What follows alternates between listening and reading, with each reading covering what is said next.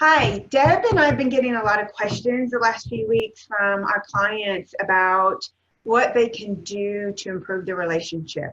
That maybe they had a relationship that started off really strong and it's kind of drifting apart.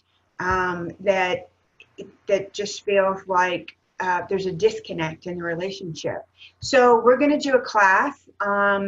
And to talk about what you can do to improve your relationship, why this is happening, and what you can do about it.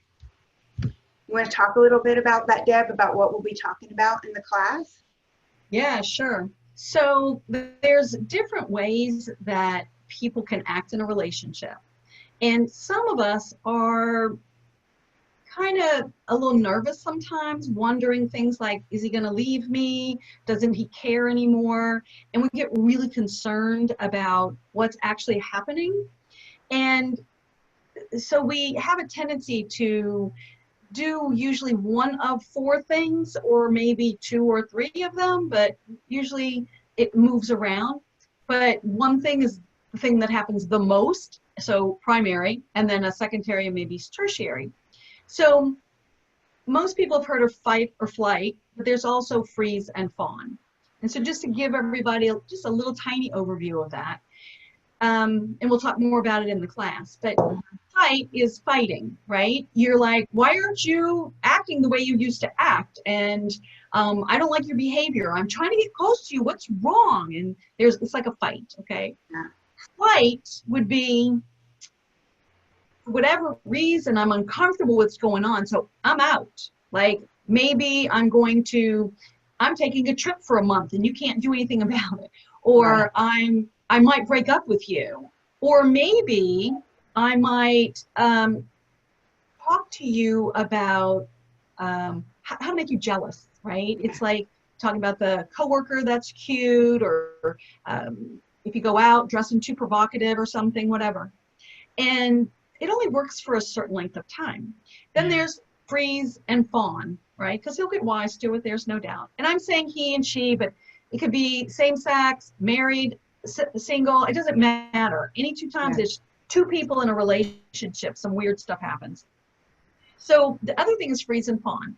Freeze would be you're not getting what you want or thought you wanted, and you kind of freeze. Like, oh my God, I don't know what to do. I'm really upset about this. I want to be close, but I don't trust, or what. So there's this moment of being frozen, like just being unsure of yourself. And it's torturous because what you want, there's great fear of. So Yeah. there's freezing moment. And then fawning. Fawning is something that some people do because they get nervous and they think maybe if they do more for the person, that'll make the person do what they want. So a fawning person will fawn all over the other person. Let me do that for you. Let me take care of you. I'll fix this. And they do and do and do and do and do. And then the other person, if they don't return that kind of favor in kind, the fawner gets angry and resentful because it's probably a thought like, look how much I've done for them and they're not responding. Or directly at the person, I do so much for you and you're not giving back. So there's a reason why we do those kind of behaviors. We're not wrong for doing them, but they're not the healthiest way to participate in a relationship.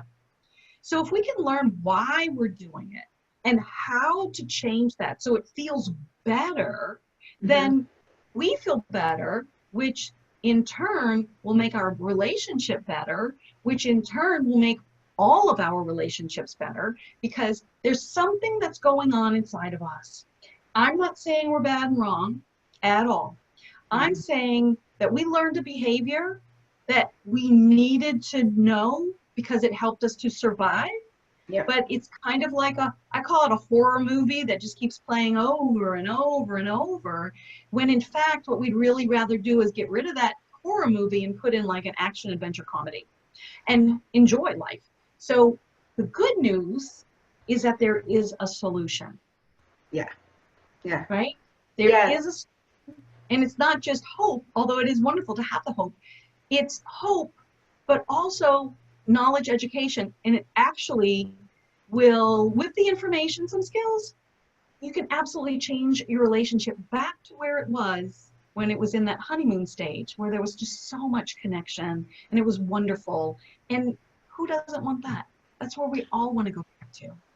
Well, and it actually, it can get better. It can get juicier than even that. Yep. The connection can feel even deeper than that. Yes, And because you that's feel the magic. empowered, you feel Mhm. empowered in who you are, and you're not just feeling like you're a puppet at the whim of your significant other, partner's, behaviors or emotions and stuff. And there's a deepening in that when you don't just react to what your partner is doing, then they feel safer and more comfortable with you. And there's just this continuous deepening in the relationship. So, And that's what we want to teach you guys, yeah, how to do it different so that it's comfortable, more comfortable for you, right? And it's really not a hard thing. It's not yeah, super, super easy. It's very simple though. yeah, Very doable, very very doable. doable. And the best part is how much better you will feel inside. Yeah, and how much it's like a true sense of freedom. Yeah. I mean, we all want to feel free, and these tools really help you to create that sense of freedom even more than you can imagine. So, yeah, yeah, So if this sounds interesting to you guys and you want to come watch the, participate with us in the webinar, all the information is going to be right here. You can check it out. And we hope to see you there. yeah. All And if you right. have any questions, put the questions in the comments below, and we will get back to you as soon as we can. But otherwise, the information for signing up will be down there. Yep. Yeah. All right. Cool. All right. Hope to Thanks. see you there. Bye.